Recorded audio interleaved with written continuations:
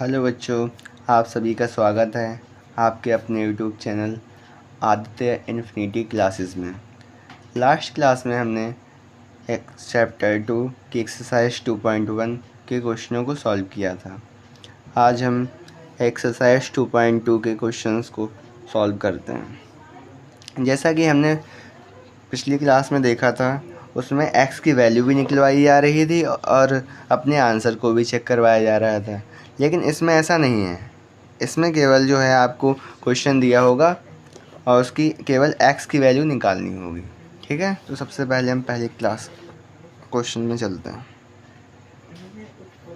क्या लिखा है? x अपॉन 2 माइनस के 1/5 is equal to x upon 3 plus 1/4। बस हमारा सबसे पहले वही काम होता है कि जो x वाली टर्म है उनको एक तरफ करना होता है।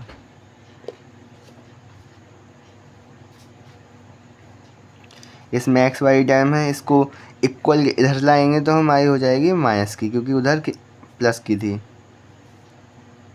और ये ऐसी रहेगी। अब ये माइनस की इधर आएगी तो इसमें प्लस की हो जाएगी।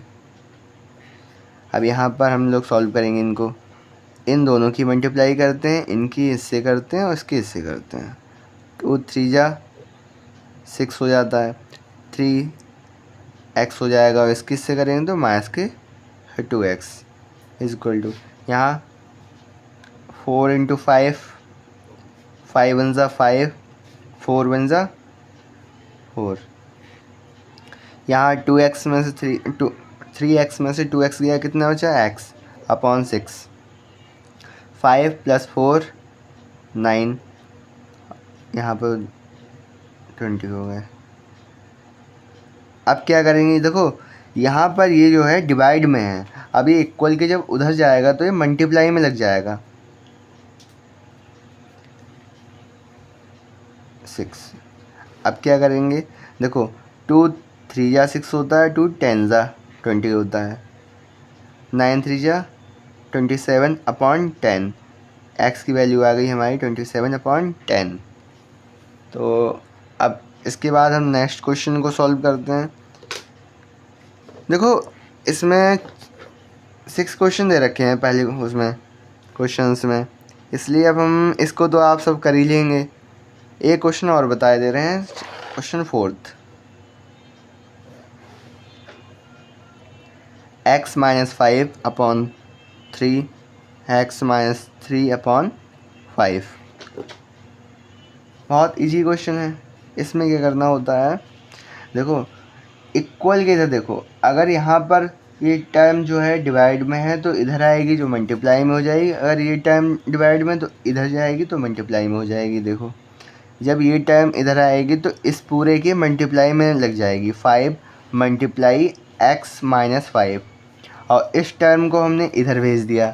जब इस टर्म को इधर भेजेंगे तो ये इसके मल्टीप्लाई में लग जाएगी और पूरे टर्म की x माइनस 3 जो है इसके मल्टीप्लाई में लग गई।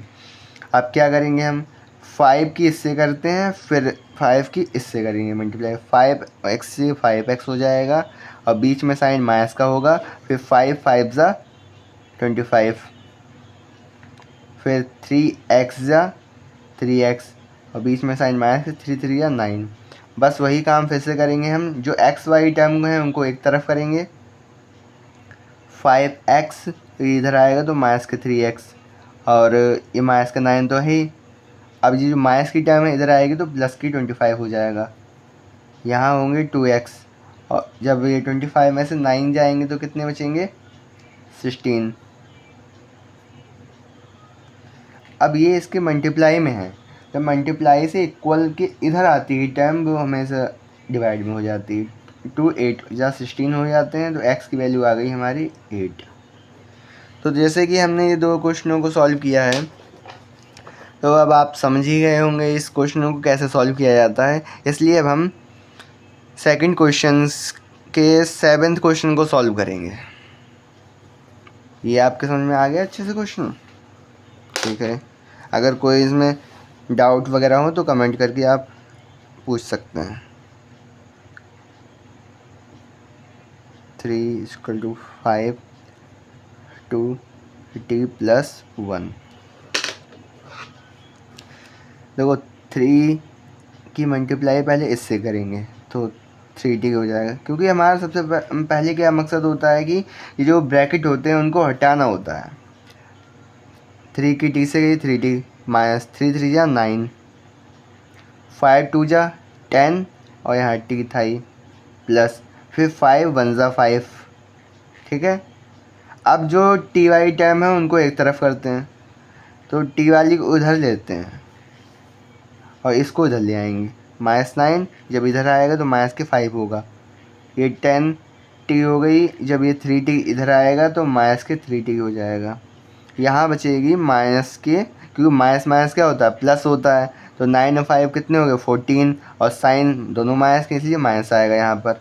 और यहाँ कितने बचेंगे 70, 7 और t। अब जब कोई चीज़ इधर से मल्टीप्लाई से डिवाइड में आती है तो ऐसे हो जाती है टी, 7 2 जा 14, तो t की वैल्यू आ गई आपकी -2। इसको हम ऐसे भी लिख सकते हैं t = -2, इसलिए ये हमारा क्वेश्चन सॉल्व होता है। देखो आपको मैंने इस एक्सरसाइज में 3 क्वेश्चन सॉल्व करा दिए हैं। अगर इसमें कहीं प्रॉब्लम आई हो तो कमेंट करना, मैं इसको और अच्छी तरीके से समझाने की कोशिश करूँगा। ऐसे ही हम सभी चैप्टर्स की जो हैं क्वेश्चनों को समझाएंगे और आपको दिक्कत नहीं होगी।